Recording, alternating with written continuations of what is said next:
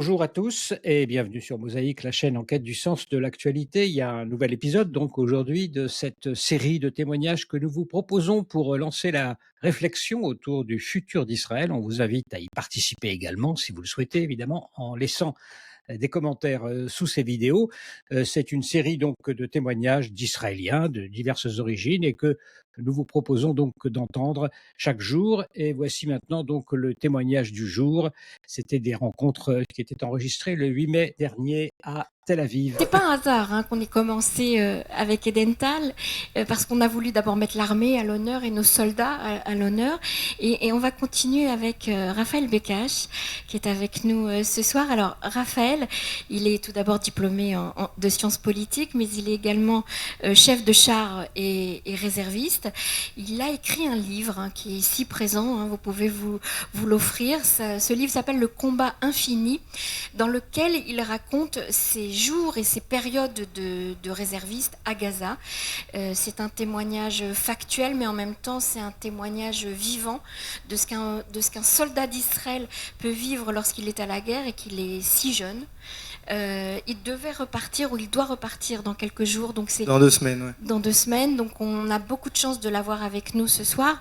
Et donc Raphaël, c'est important de savoir pour nous, en tant que soldat, homme de guerre, tu es là et tu écris un livre et tu penses et tu réfléchis. Et comment tu vois, comment tu rêves ton Israël de demain? Alors déjà, bonjour à tous, ravi d'être ici. Alors justement, le fait, je pense, d'être soldat a fait que quand Valérie m'a envoyé cette question, j'ai au début eu du mal à voir immédiatement le rapport, et au fur et à mesure du temps, j'ai réussi à comprendre pourquoi. Parce qu'on parle de ce que je perçois aujourd'hui et de ce que j'espère pour le futur. Et pour moi, c'était très difficile de relier les deux, parce que pour moi, on parle d'une temporalité qui est totalement différente. Ce que je perçois aujourd'hui et là où je suis aujourd'hui, même s'il y a un retour à la normale, même si au final entre les réserves on travaille, même si on peut avoir repris une certaine forme de normalité, nous sommes toujours en guerre. Il y a entre 100 et 200 000 réservistes qui vont de manière constante en Milouim. On parlait pour 2025 de 2 mois et demi par an pour les réservistes. Aujourd'hui, avec l'offensive qui arrive, on sait déjà que ça va être beaucoup plus que cela.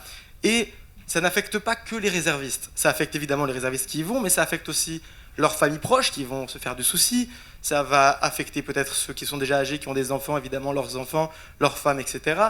Ça va aussi affecter leurs collègues, leurs amis. Enfin bref, ça va affecter énormément de gens. Et si on multiplie 150 000 par le nombre de gens qui sont touchés par ça, au final, c'est toute la société israélienne, du moins celle qui est à l'armée, donc les sionistes religieux et les sionistes non religieux, qui sont en fait encore dans cet état de guerre et qui du coup ne sont, de mon point de vue, de ce que je perçois, pas encore dans une réflexion sur ce qui se passera sur l'après-guerre. Ils sont encore au final dans une sorte de résilience et une sorte de vision comment on peut arriver à tenir face aux événements difficiles actuels et futurs qu'on peut voir. Et autre chose qui nous permet de voir ça, quand je demande à des amis ou à des connaissances, de manière politique, pour qui vous voteriez demain, je pense que la réponse, vous me direz chacun si vous voyez autre chose, les deux réponses principales que j'entends, c'est ou, je sais pas, ou je vais voter pour X, ça dépend de la personne avec qui vous demandez, mais je suis pas sûr. Et ça vient du fait qu'encore une fois, c'est pas le moment. C'est pas le moment de décider, c'est pas le moment d'arriver à cette idéologie-là, et c'est pas le moment de réfléchir à autre chose. Et les politiques d'ailleurs, qui eux sont bien obligés de faire de la politique, sont du coup revenus à des discours qui sont en fait pré-6 octobre. On a les ultra-orthodoxes qui vont parler d'une loi sur la conscription, ce qui peut paraître absurde en temps de guerre, mais logique quand on comprend qu'en fait on est revenu à avant le 6 octobre. Le gouvernement parle d'un deep state et d'une soi-disant élite judiciaire, ce qui sont les discours qu'on entendait avant, et la gauche est revenue, enfin l'opposition est revenue dans un anti-bibisme à fond. Et au final, si on y pense, si je vous avais dit ça le 6 octobre, que la politique israélienne ressemble à ça le 6 octobre, vous m'auriez dit que c'était tout à fait actuel et tout à fait ce que vous vivez en ce moment. Donc, ça fait que, pour moi, ce que je perçois aujourd'hui, on n'est pas encore sur le futur.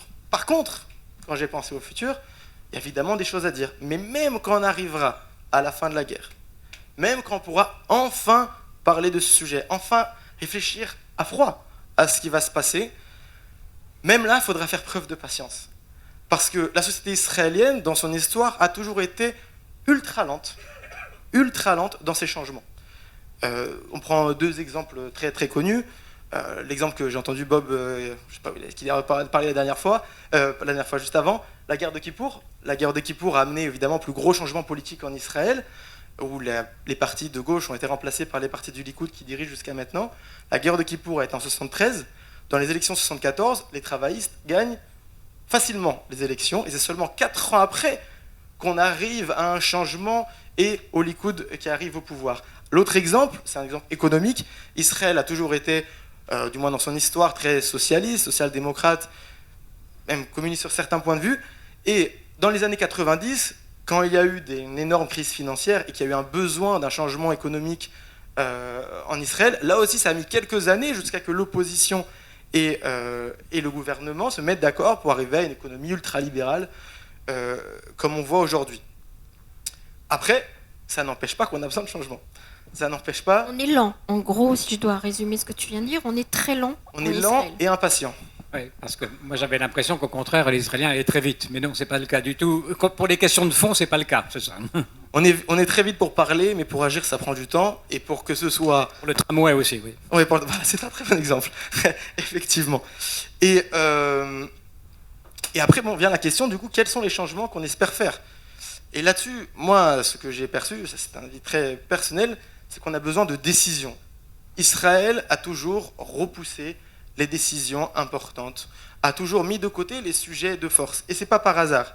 La dernière fois qu'Israël a parlé et a décidé quelque chose qui divisait la population, ça date de la guerre d'indépendance et de l'armée. Est-ce que nous avons besoin d'une armée qui appartient à l'État ou plusieurs milices politiques où chacun va là où il veut? Ça s'est terminé de la pire des manières avec Altalena, où Ben Gurion a dû tirer sur des Israéliens et une partie de son peuple, et ça s'est fini seulement quand Begin a refusé de tirer en retour. Cet événement, ça a mis évidemment un énorme trauma, ça a montré une très grosse difficulté à faire ces changements, et ça a fait qu'on a toujours évité de parler de ces sujets-là. Et aujourd'hui, on a plusieurs sujets qu'il faut absolument résoudre pour avoir cette force, parce que cette division, aujourd'hui, de 1, elle est vue par les ennemis par une faiblesse et utilisée militairement, et de 2, entre nous, ça nous pourrit la vie. Je peux dire, là, nous avons des réserves qui arrivent, beaucoup de réservistes ont été appelés, la motivation n'est absolument pas la même entre les gens qui partent aujourd'hui et ceux qui partent le 7 octobre, et ça vient de ces divisions-là, et ça a une influence sur le choix sécuritaire et sur la mission qu'il y aura à Gaza. C'est quoi les décisions, quand même, il faut dire? Sur quoi il faudrait décider, en quelques mots? Les décisions, il y a la décision d'un point de vue d'État. Qu'est-ce qu'un État juif? Est-ce que c'est un État religieux? Est-ce que c'est un État d'un peuple juif? Et tout ce qui va avec ces décisions-là. Quelle est la solution vers laquelle nous voulons aller avec les Palestiniens? Est-ce que c'est une annexion et les différents projets qui peuvent aller avec, ou une séparation et les différents projets qui peuvent aller avec? Et d'autres que j'ai oubliés, mais il y en a beaucoup dans ce genre-là qu'il faudrait se décider. Et je pense que le 7 octobre, par contre, nous a montré pourquoi nous avons autant de mal à le faire. Le 7 octobre, dans ma compagnie militaire, il y a des gens de droite, d'extrême droite, de gauche, d'extrême gauche, et nous sommes tous rassemblés pour combattre ensemble face au Hamas. Et pendant le premier appel, qui a duré 5 mois, mais c'était quand même le premier appel, ces discussions-là étaient évitées et interdites presque entre nous. C'est pas pour rien. C'est parce qu'au final, malgré ces divisions-là, il y a un amour. Edental en parlait, et je suis tout à fait d'accord, comme quoi les hommes aussi peuvent parler d'amour. Il y a un amour, et on peut être d'accord aussi, effectivement. On peut s'aimer alors. On peut s'aimer, exactement. Il y a un amour extrêmement fort entre les Israéliens, que ce soit les gens de gauche, les gens de droite, les religieux, les non-religieux. Cet amour-là est extrêmement fort, de 1 entre juifs, de 2 entre sionistes.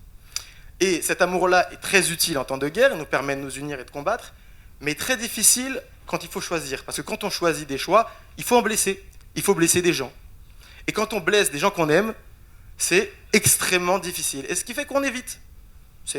On évite de parler du sujet. On attend l'engueulade. On attend qu'elle passe pour éviter d'avoir à ne plus s'aimer ou avoir peur de perdre justement l'être aimé qui est le camp qui n'est pas d'accord. Cependant, le 7 octobre, ça nous a montré, de mon point de vue, qu'il faut décider. Il faut décider, il faut y aller et il faut être capable de le faire. Le problème, donc il faut être un peu radical. Mais le problème, c'est qu'aujourd'hui, les seuls qui vont avancer des projets radicaux, ça va être les extrémistes. Donc on va avoir un extrême droite qui va avoir une vision qui va haïr une partie de la population et la dénoncer très fortement, et une extrême gauche post-sioniste qui va remettre en cause ce qu'est Israël, l'existence d'Israël et son intérêt et son importance. Ce que j'espère pour le futur d'Israël, c'est qu'on arrive à avoir quelque chose qui peut paraître contradictoire, mais des gens en fait radicaux, mais modérés. C'est-à-dire des gens qui soient capables de faire des choix, de décider. Mon rêve, ce serait évidemment d'avoir une constitution qui serait claire sur le rêve de beaucoup de gens, sur ce qu'on est, mais qui soit quand même dans une manière de le faire qui prend en compte tout le monde. Des référendums, j'en sais rien. La manière, ça, je laisse aux politiques le choix de le faire. Mais il est très important de le faire et d'être radical sur maintenant où on va, comme on l'a été sur Tsahal. Tsahal, aujourd'hui, c'est l'armée israélienne, c'est accepté par tout le monde, à droite comme à gauche, même si aujourd'hui, on commence à entendre des voix un peu qui nous rappellent les débats d'avant l'existence d'Israël. Il faut qu'on le fasse sur d'autres choses et il faut qu'on le fasse sans se tirer dessus. Et là-dessus, on a besoin de le faire, de mon point de vue, très rapidement. Donc voilà, pour résumer en très gros, pour moi, il y a une question de temporalité. Et il faut comprendre que c'est pas maintenant qu'on va tout résoudre. Et à la fin, il faudra décider. Vous allez partir dans quelques jours. Vous savez toujours pourquoi vous partez. Alors, pour cet idéal, peut-être que vous n'avez pas parlé de ça, l'idéal qui vous fait partir encore à nouveau parce que vous êtes Partir sans appelé. hésiter. Partir dans votre unité, dans votre char, où effectivement il vaut mieux s'aimer parce que quand on vous racontait dans votre livre, vous êtes 4, je crois, c'est ça, ou 5 4, on attend. 4. Ouais. Alors il y a une grande différence. Ça là-dessus pour le coup, j'en parle dans le livre. Ceux qui veulent, il y en a quelques-uns ici. Il y a une grande différence dans le moment avant de partir et le moment où on y est. Dans le moment avant, on a le temps de réfléchir. Et quand on a le temps de réfléchir, on a le temps de douter, d'hésiter et de se poser toutes les questions qui vont. Donc effectivement, là, je dois dire que cet appel-là m'a été beaucoup plus difficile, que ce soit celui du 7 octobre ou ceux d'après, parce que le plan sur lequel je suis censé, et pas que moi, nous sommes censés participer, mais pas très clair. Je ne sais pas exactement, et je ne sais pas exactement pourquoi ce que je ferai cette fois-là va changer plus de choses que ce que j'ai fait la première fois. Et ce que j'ai à faire est difficile, et ça je le sais. Donc il y a ça qui est à prendre en compte. Une fois que j'y serai, je peux déjà dire d'avance que ce sera plus simple. Quand on y est, on pense aux copains. Et quand on pense aux copains, on fait ce qu'on a à faire. Quand on tire, on pense surtout à protéger celui qui est à côté, c'est naturel, c'est ce que tout le monde fait. Donc il y a aussi là-dessus une certaine séparation. Merci beaucoup. Merci beaucoup, Raphaël. Merci beaucoup d'avoir écouté cette vidéo, et pour suivre nos prochaines interviews, eh bien, vous pouvez vous abonner à Mosaïque. C'est très simple, il suffit de cliquer sur le bouton ci-dessous.